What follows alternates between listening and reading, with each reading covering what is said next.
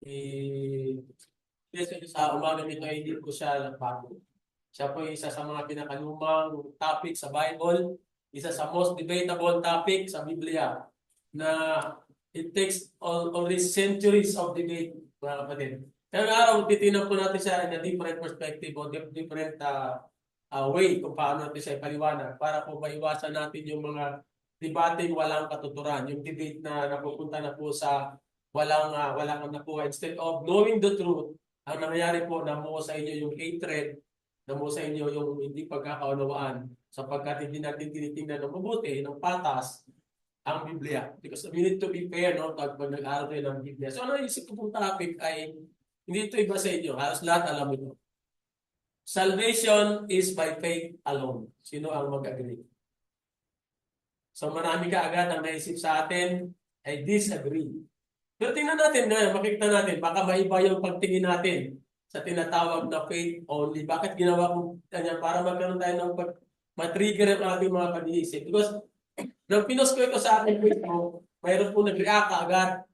Pinanatan agad ako ng James na faith is dead, without work is dead. So, tingnan natin yan mga kapatid. Kasi mayroon itong may mga controversies, mayroong karamihan po na pinagmula ng di pagkakaunawaan o disagreement because sometimes nagkaroon po ng extremity sa interpretation ng mga bagay-bagay sa Bible. So tingnan po natin mga kapatid kung ano po ang sinasabi ng Biblia.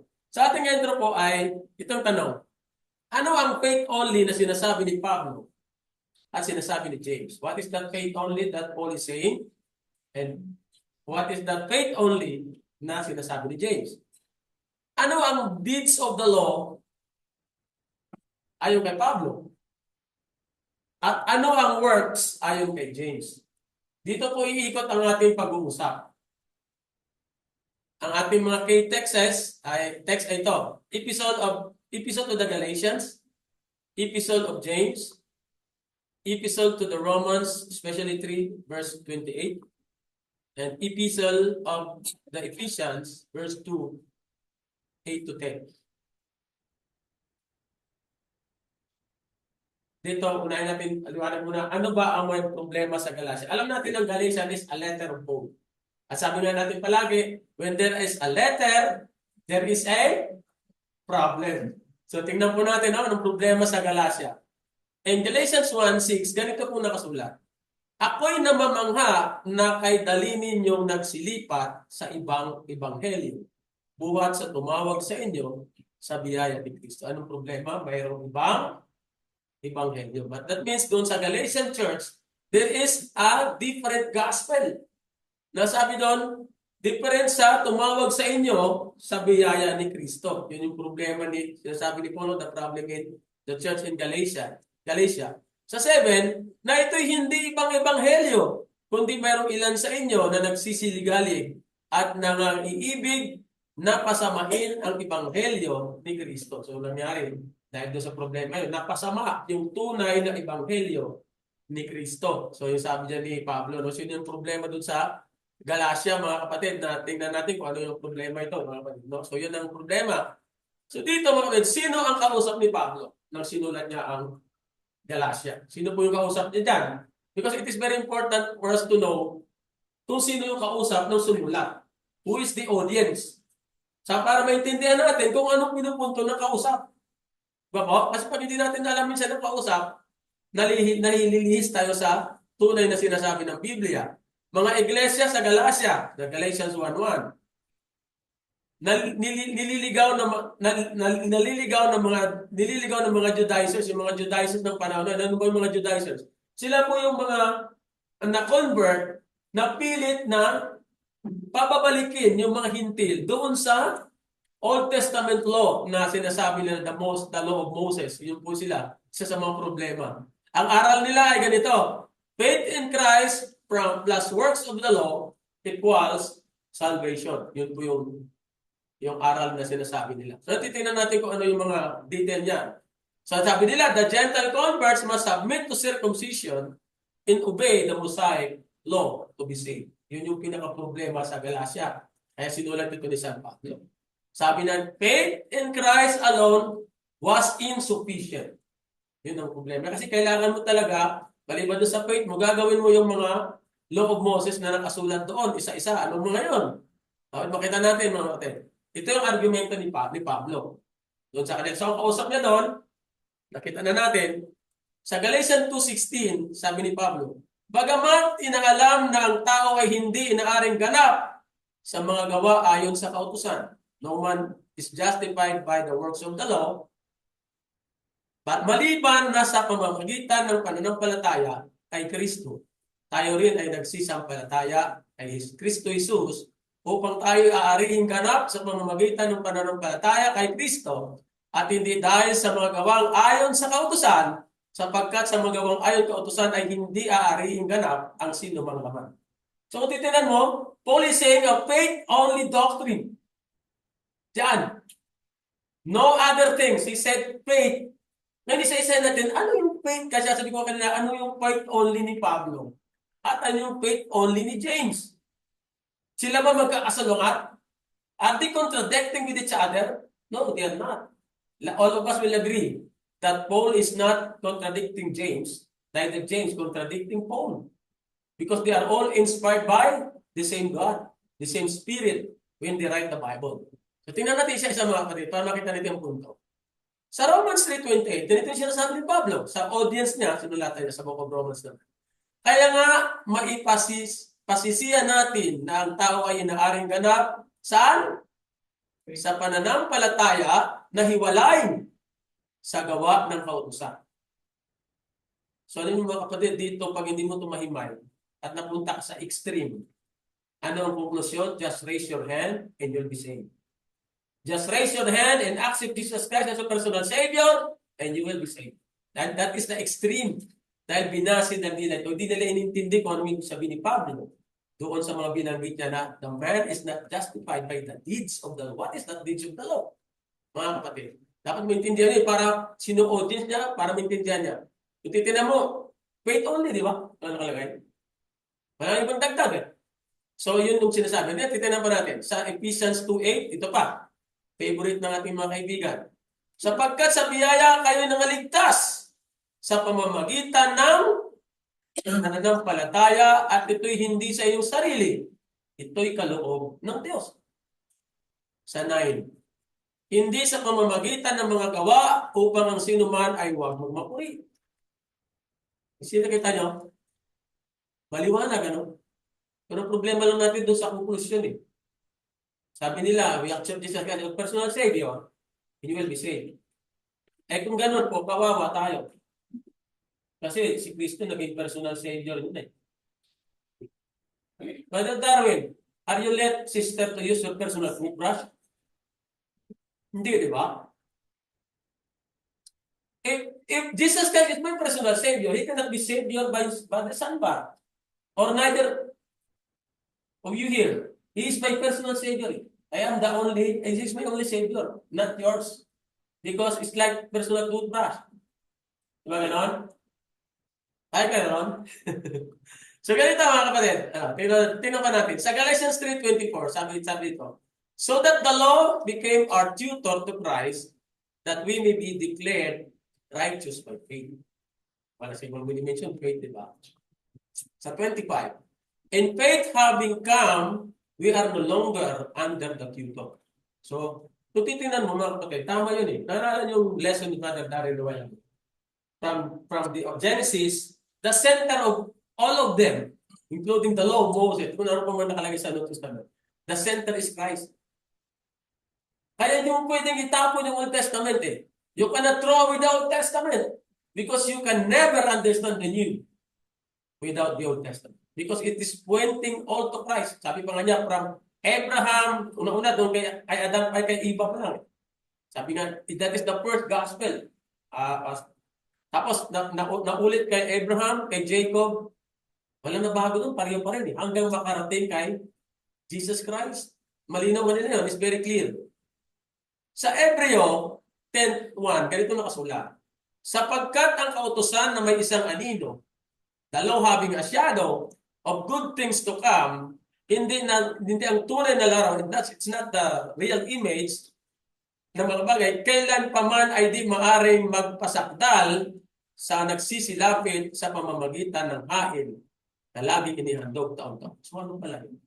What is that shadow na hindi pwedeng makapagpa or in short, hindi makapagligtas o cannot save? Sabi niya doon, di ba makapag-save kasi the real thing is the one na makapagliligtas. So ang law is having a shadow. So tingnan po natin kung ano yun. Para makita natin na maintindihan natin yung argumento ni Pablo. Works of the law. Ano yun? Characteristics. Eternal obedience to commandments. Open done to earn righteousness. Associated with Mosaic law. Ano? Circumcision. Dietary laws. Sabbath regulations. Temple rituals. Those are the deeds of the law na sinasabi ni Pablo that can never justify a person or cannot save a person. Because kung anon pa rin ang gagawin natin, gaya ng mga tao sa Galacia, yung mga Judaizer, mga kapatid, kawawa naman tayo. Father Darwin, meron ka bang, do you have sheep? Do you have ox? Do you have, meron pa tayo dito mga rancho? Diba? Kung meron tayong rancho, pwede pa siguro. So, kung gamitin natin yung problema ni Pablo, sundin natin yung mga taong nagliligaw doon sa mga convert na hintil. Kawawa. We are very, parang pitiful. Something like that. Wala tayo eh. Pag nagkasala tayo and it's worth a young cow, where do I get to buy that for my forgiveness? Diba? So sabi ni Pablo, ito yun. Hindi yan maka-justify sa tao. It can never save you. Because, ayon sa shadow, yun yung ginawa ni Kristo eh. It points to Christ. Kaya nang in-accomplish niya yun, He was the perfect sacrifice for all of us. So therefore, sabi ni Pablo, pag yun ang gagawin nyo, hindi kayo maliligtas. That is the deeds of the law na sinasabi ni Pablo. Ang isa pa, ang deeds of the law, sabi na, the law tells you what is right and what is wrong. It's just like a mirror. When you look at the mirror, you see your face, you feel the dirt of your you see the dirt on your face. What will you do to clean your face? Like this? Yeah, that is what are we doing to clean our face? Hindi, di ba? Yung sinasabi ni Pablo. The deeds of the law will just tell you that you commit sin. But it will never cleanse you. What will you do? You go to the bathroom, get the soap, and get the towel.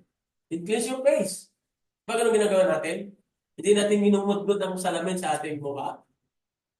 So you get it? So yung sinasabi ni Pablo, kasi ang audience niya doon, yung mga legalismo ng panahon ng Galacia. Iba ang audience niya eh. Kaya ang faith na sinasabi niya is a saving faith. Kaso nilalabo ng iba eh. Kaya it's very dangerous. Pag ang isang malabo sa Biblia, palinawin mo. Why? Because yung mga malilinaw, lumalabo. Di ba? Medyo malabo kanina yung faith, sinasabi ni Pablo. Pinaliwanag yan, pinaliwanag.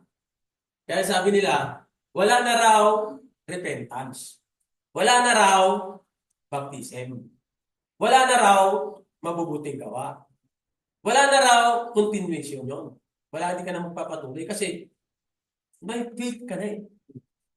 Diba ganon? That is extreme. Pero malinaw ba ang repentance? Malinaw ba ang baptism? Malinaw yun eh. Bakit hindi mo sinusunod? At doon ka sa malabo. Nagit nyo? Yung malabo gustong linawin. Kaya yung malilinaw, nagiging malabo. Samantala si Pablo, alungkayin mo ang Biblia. Nung sinabi ba niya na may faith only na sinasabi niya dyan ng kapagligtas, nagsabi ba siya na exempted ang bautismo? Wala. Nagsabi ba siya na exempted yung repentance? Sinabi ba ni Pablo na exempted ang paggawa ng mabuti o pagbabago? Wala siya sinabi nun. So yun po, sa kabila naman mga kapatid, din pa, cannot justify a sin. Yung works of righteousness, Ano yun? Yung characteristic niya naman, comes from the transformed heart. Bakit? The law for the Christians or the Christian era sa kay Kristo is written sa ating mga puso. Produced by faith and the Holy Spirit, or by the guidance of the Holy Spirit, evidence of the true salvation. Done because we are saved, not to be saved. Because if you are doing a self-righteousness, it cannot save you. Ang dami na mga kapatid. Sarili nilang kabanalan. Ano sabi sa Isaiah? I forget the exact verse and chapter. Our righteousness is just a filthy rags in His sight. If our righteousness is not a product of our faith with Jesus, it's nothing. That is the simple sentence for that, simple conclusion. But if our faith is based because we have faith in Christ, then it is valid. Kaya tingnan mo sa ating mga kaya ang ibang mga hindi naniniwala sa Diyos, yung mga agnostic, makagawa din daw sila ng mabuti. Pero alam natin it's not from God. It's from culture, from fear. Na baka gawin ko ito, may papatay sa akin. Diba? So yun ang pagkakaiba nila mga kapatid. Let's go forward. Ito naman. Ang problema naman ng kausap ni James. So malinaw na tayo doon, no? sa kay Paul. No? Dito naman tayo kay James. Sino naman ang kausap ni Santiago? Dito. Mga 12 tribes of scattered abroad. May faith claim pero walang fruit transformation. Kaya sabi sa James, si Santiago na alipin ng Diyos at ang Panginoon si Kristo ay bumabati sa 12 angkan na nasa pangalan. Yung mga tao sa diaspora. Isinulatan niya. Yun ang audience ni James. Magkaiba sila ng audience ni Pablo. Diba? Ang problema ni Pablo is the problem of legalism. Mamaya, kita natin. Ang argumento naman the argument of Santiago, James. Faith without works is dead. Sabi niya. Sa 2:17, sabi niya, gayon din naman ang pananampalataya na walang mga gawa ay patay sa kanyang sarili. So a dead faith. Like for example, what composes man? Body, soul, and spirit. When a man dies, technically wala tao. Because it lacks one component, which is the spirit. So also with faith. If faith without source is dead, it's not faith at all. Can this faith save you? No. Kaya nagkakasabihan Pag may namatay, di ba? Pagsabi, mayroong iyak-iyak minsan na ganyan, no? Sinasabihan natin, kalma ka lang, sister. Hindi na yan tatay mo. Di ba? Hindi na yan ang tatay mo. Pinasa kabao. Bakit? Patay na Parang ganyan. Sabi nga ni James, a body without a spirit is dead also. Yun yung kanyang comparison. Sa 2:18, sasabihin ng isang tao, ikaw ay mayroong pananampalataya at ako'y mayroong mga gawa. Ipakita mo sa akin ang iyong pananampalataya, hiwalay sa mga gawa, at ako'y sa pamamagitan ng aking mga gawa, at ipinakita sa iyo ang aking pananampalataya. Tingnan nyo, yung works ni James dito is different from the works of the deeds of the law na sinasabi ni Pablo. Ang ginawa kasi ng ating sandibutan na nagdidebate sila, biruin mo simula pa first century. Ngayon mayroon ng TikTok. Maglalay pa sa TikTok. Mayroong YouTube. Ano ganyan? Sayo-sayo, may ganyan. Ginagawa niyang platform ng ang TikTok for debate, also or for sharing the word of God. We have Facebook. May messenger pa yan. We have X na ba yung Instagram? And then ultimately we have, pinaka-latest, we have AI. Diba? Yet, the same debate. Walang pagbabago. So, kaya naisip ko to change, to look at it differently. Para maintindihan natin, mga kapatid. Para, minsan kasi meron tayong, may kausap tayo, bigla tayong papasok sa isang debate o isang diskusyon na hindi natin sometimes pinag-isipan yung proposition o yung topic. I give you an example. This is an actual debate between MCGI and the Church of Christ in my province. Near my province. Ang topic nila, Patunayan mong si Kristo ang nagtatag ng iglesia at nagmamayari. Kung titingnan mo yon, kung papatol ka, walang mananalo. Patas. Because mapatunayan din ng Ama, magmamayari din nun. Nagtatag din. Kung papasok ka doon, di mo tinignan ng maayos, ano mangyayari sa inyo? Maghihilahan lang kayo. Walang mananalo, walang matatalo. Para kayo naghihilahan ng bukayo, kung niyog, o asukal. Sabi niya, you know what is bukayo? In English, it is a coconut candy.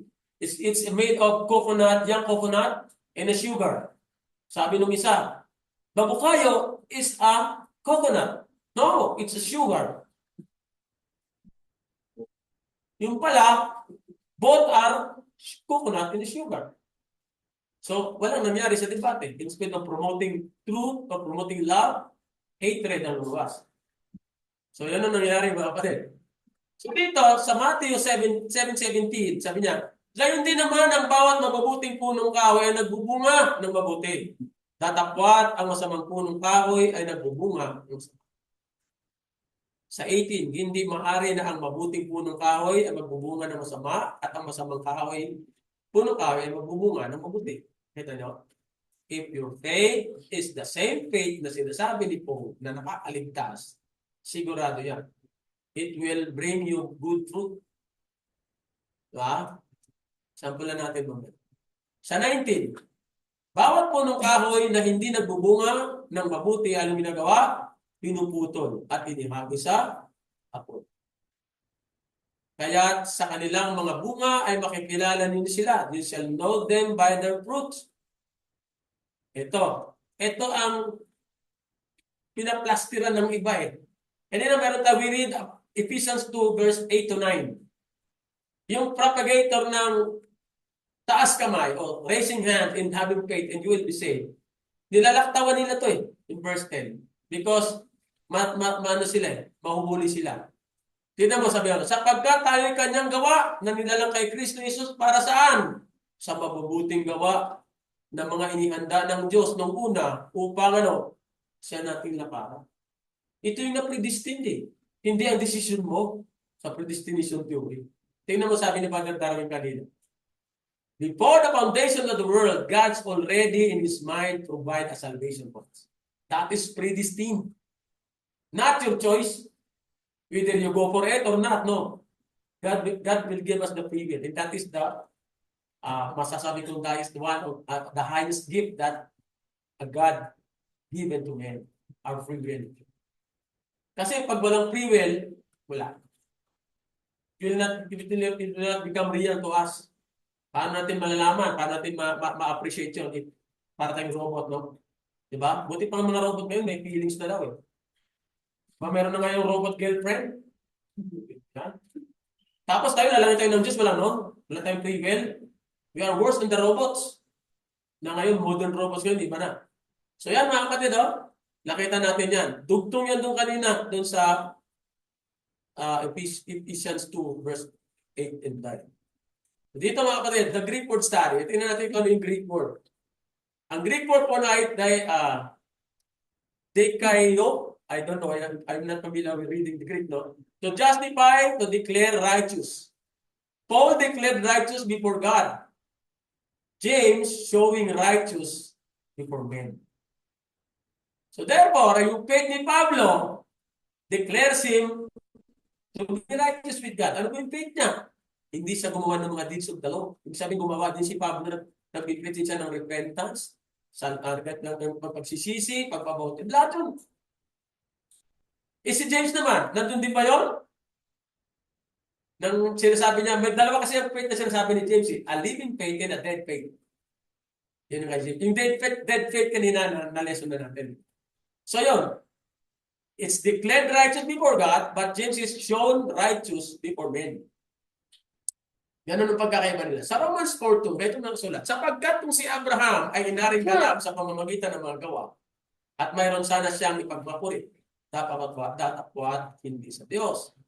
Sa James 2:21, hindi baga ang ating amang si Abraham ay inaring ganap sa pamamagitan ng mga gawa dahil sa kanyang inyain si Isaac na kanyang anak sa ibabaw ng dambana. So yun po sinasabi. Yun po yung kay Paul. Abraham was declared righteous before God, and then he was also considered before men by offering Isaac. Napakasakit kay Abraham yun. Pero mo nag-iisang anak, God promised you that your seed will be like this sun of the sea and the stars of sa heaven, mga stars, ang dami nun. So plenty. Then you have one, the only one. Then God killed him. As a father, how do you feel? Ito, masasabi yung klaseng Diyos ito. No? If Abraham, hindi wala siyang ganong klaseng malakas, a stronger faith, maano kayo? Mawendang ka eh. Pero hindi, nakita natin how faithful Abraham is. Tinawag pa nga siyang father of faith. Ito, isa pa ng Greek word na sinabi doon, ergon, work, or deed. All works of the law cannot justify. Works is proof of faith. Naman kayo ba? Nakita yung pagkakaiba? The works of the law cannot justify. Yun yung kaninang mga pinulfill ni Kristo. Na hindi na natin dapat ulitin. Nakalimutan ko yung verse sa Romans na pagka pinilit mo yung gawin yun, binalang bahala mo yung ginawa ni Kristo. Pag ipagpipilitan mo ang paggawa ng mga bagay na yun. Kasi paano pa ang silbi nun? Si Christ came to this earth to save us. That is His task, to do it perfectly from start to the finish. And then sabi mo, magkaroon ka ng pananampalataya sa akin, tapos ulitin mo, pipilitin mo, you'll force anybody to do the things which already Jesus did. Kaya sinabi doon, Christ is the end of the law, not the end na it's vanished. Hindi, He is the fulfillment of the law. Na nasulat from the Old Testament. And James is talking about the works as a proof of his real faith. So, if gawin natin mekos-mekos yun, pag i-mekos-mekos mo, mapunta ka dun sa maling aral. Maling pagkaunawa sa Biblia. Pinagalo mo eh. Tandaan natin, ang langis hindi mahalo sa tubig. Diba? Tama si Gabi Concepcion at siya, mag-iwalay. Diba? Isa pa, pistes. Faith and trust ang meaning niya. Paul is saving faith and James is living faith, proven by works. Yung kaya isang faith ni James na living faith, hindi dead faith. Tama kayo ba sila? But both of them are saving faith. Kung ang faith mo yung kay Paul, makakaligtas din yan. Yung kay James, ganun din. Yung kay James ba, hindi kasama repentance? Di ba kasama bautismo? Siyempre. Doon sila so hindi sila magkaaway. They are not contradicting with each other. But they are in supporting with each other. Ito pang isa, Galileo, perfect, complete. James 2:2, faith made complete by works. Ibig sabihin, dahil nagbunga ka, naging perfect yung pananampalataya mo. Necros, dead. Sabi dito, faith without works is dead. Bago natin kanina. Magkaibang konteksto, magkaibang nuance. Yung nuance, mga kapatid, it's like, it's yung dalawang two thoughts na ang difference nila is just like a hairline in between. If you don't know where the hairline is, you'll get lost. Kaganyan. Minekos-mekos nila ang pagkakaiba ng works ni James and works ni Pablo and faith ni James and dead faith ni Pablo. They will fall into a extreme belief of saying, I'm just raising my hand. I believe God, then I am saved without doing anything. Kung ganyan, let's go home. Relax, be happy, for tomorrow we die. Huh? We will no longer come to Pasay or Inta or anything because God has already saved us because I raised my hand. I have nothing to do. That is the extreme. Diba? Ang extreme naman ng works, puro na lang works. Wala namang faith, puro na lang works. I made my salvation with my own. Diba? You did not consider the sovereignty of God and His authority. Pag ano ng extreme. May mga extreme kasi. Diba? Paul is legal justification while James is practical righteousness. That is the difference. But by definition of a saving faith, they are same. Same requirement. Ito yung Abraham example sa Genesis 15:6. Faith counted as righteousness. Sa 22, offering of Isaac. Yun yung kay James. Nag-offer niya by actual. Diba? Yung si Abraham tinawag, wala kasi kamuha-muha. Sabi niya, get out from my country. Sabi ni Abraham, where is the address? Did Abraham ask God? What is the exact address? Saan pupunta? Nagtanong ba si Abraham? Did Abraham ask God? What is the exact location? Where to go? Sinabi doon he go. That is the faith na sinasabi ni Pablo. Ito naman sa 22, na-justify ang real faith ni Abraham when he is about to kill Isaac as an offering. So nakita niyo yung difference, mga kapatid? Faith alone justifies. As long as the definition, yung faith ni Pablo at yung living faith ni James. So that means there's nothing wrong when we say faith alone can save you. It depends on the context. Nagkaroon lang kasi ng extremities kaya nagkaroon na out of context. Because of extremities from both sides. Diba? James' faith demonstrated through works. Diba? Kaya nga sabi ko a dead faith na sinasabi ni James is not faith at all. Because the real faith involves everything na inutos sa'yo sa bagong tipan ni Kristo. Lahat yung gagawin mo. At malilinaw lahat yun. Walang malabong doon. Faith, salvation, works. Ephesians 2:8 and 10, nabasa na natin. Saved by grace through faith. Ito pa. Kita mo grasya, hindi disgrasya. Grasya. Ang sinasabing grasya, unfavorable, unmerited favor. Tama po yun eh. Wala naman tayong dinagdag doon. We have no contribution sa kamatayan ng ating Panginoon. When He died on Calvary, we have been a single hair.